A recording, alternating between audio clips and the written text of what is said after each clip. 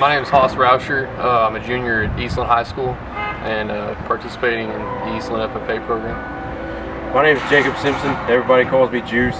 I'm a senior at Eastland High School. I'm participating in the Ag Mechanics program. We started this semester building a field aerator for Mr. Philip Arthur. We started around maybe September, and big project we have here that you take and you run it across your field, and it gets more nutrients and air into the ground and allows the field to be more fertile. I think you got to put in the work to do this. You can't just wait till the very end to do it. It's hard work. It's very dangerous. We can definitely say that. I think the hardest part was putting on the legs.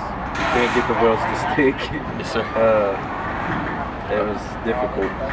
With all the spikes on it, it does make it a very dangerous job. And like you said, you got to put in the work.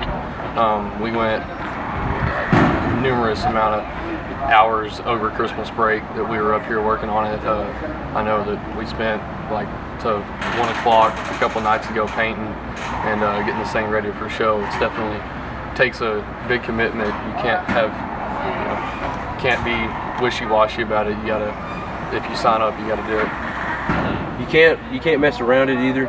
This thing is gonna weigh 7,000 pounds when you're done. If it falls down, you lost a foot. There's nothing about, you can't help that. You lost a foot if it falls. Safety is by far the most important thing when you're working in any ag shop. You have so many things that can go wrong and will go wrong. Failure is always an option, and so you have to be extremely safe when working around anything in the ag mech shop. And so we spend the first 3 weeks going over safety before we ever go to the shop. And that's by far the most important thing when it comes to building these types of projects. Alright, hello, I'm Jacob Simpson from Eastland FFA, and this is my heifer Ella. She's a main heifer. She was born July 2014. She is probably the most pampered cow in the world. She stays in a cool room that stays below 50 to 40 degrees at all times. It helps their hair growth because their body temperature is a lot higher than cattle or than humans. And you can see she's got her pretty halter on, my lucky halter. I use that everywhere. And it takes a lot of work, just like it would to build the ag mech projects. It's a lot of work. You got to work with them all the time, make them do what you want to do, and they'll get used to it, kind of like muscle memory. And you can end up just walking them in there, and you don't even have to use your show stick. But they're well behaved. They do good. We usually go through about a ton of feed every single week. She gets about 4 to 5 scoops. Each time we feed her 2 to 3 times a day. They go through an entire round bale of hay every week, and they usually get free graze on that. She's in a pen with a few other heifers, and they just eat whatever they want out of that hay. Well, you can show them until they're 2 years old. You start off as soon as they're born. You can either, if their mother was a show calf and you're still showing that one whenever it's born, you can show the baby alongside it. It's called cow-calf pair. And I'd say 4 or 5 months old, you take them from their moms and you halter them, and you got to keep them tied up, and you got to watch them, because if you don't watch them, they can fall and they can suffocate. It's a tough deal. You got to watch them pretty close, and then you start washing them, clipping them, and fixing their hair and everything, and then they're all nice like Ella here. My name's Daniel Simpson. I'm currently a sophomore at Eastland High School, and I show cattle. I just won with my horn heifer overall at Eastland County, and I won so much good.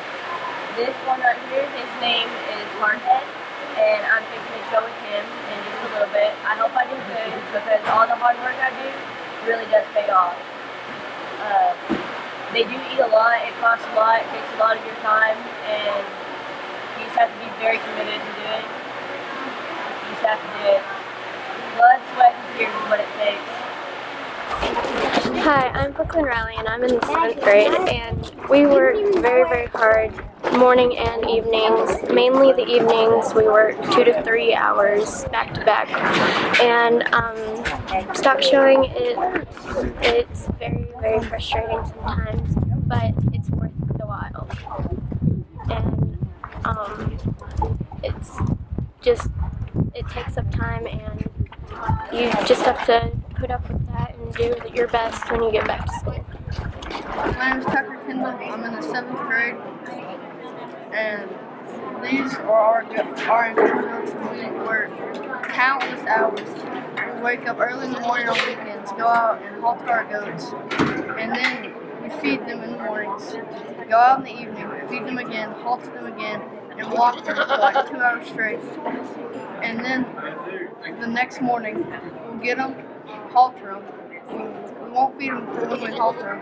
After we let them go, we'll let them graze on a little bit of grass and feed them a little bit, not too much.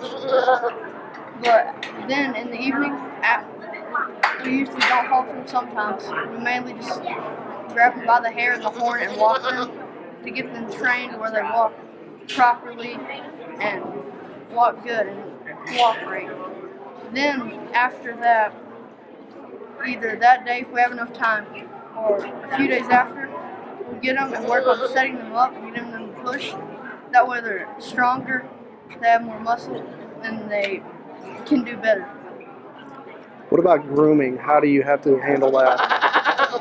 Every 6 months we shear them, and then they grow their hair, and you have to do it within a certain time period, like 2 weeks. And if you don't do within that, and you do it too early or too late, you can get disqualified from the stock show for it either being too long or My name is Matthew Lawrence. I'm a senior at Rising Star High School. We get these chickens around Thanksgiving. They come in, they're 1 day old. They're little bitty small babies. We go in and it's really hard to get those babies to start eating. But we give them some special stuff, and we get them to where they're this size they are today. And it's really my mom. She's real big into the chicken stuff, and she helps me a lot, get those going. And I really have enjoyed the last 10 years showing these chickens at the Eastland County Livestock Show. I'm Taylor Ryan from Eastland, and I won the Cora. To win, I had to take care of them either twice a day and feed them at least 10 ounces a day, or else they would eat me, but they aren't. And I had to make sure they were right and clean them. And they were I had to get them out and clean them at least 3 times a day. When I had to mess with them, I had to make sure that they could sit and position. And so a lot of work for at least 3 months. I'm Nevin Osborne. I'm in 4th grade. So when it comes to taking care of your pig, like what all did you have to do? And how much feed did you have to feed this thing? And how many hours did you have to put into it? A lot of hours. About 2 hours. 2 hours a day? How much feed did you actually have to feed him? About a pound or 2. Pound or 2 a day?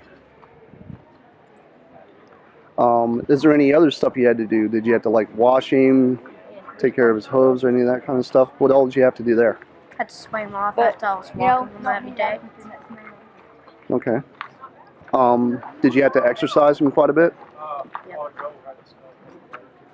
So, how much work did that did it mess with any of your free time? Anything you normally get to do, stuff like that?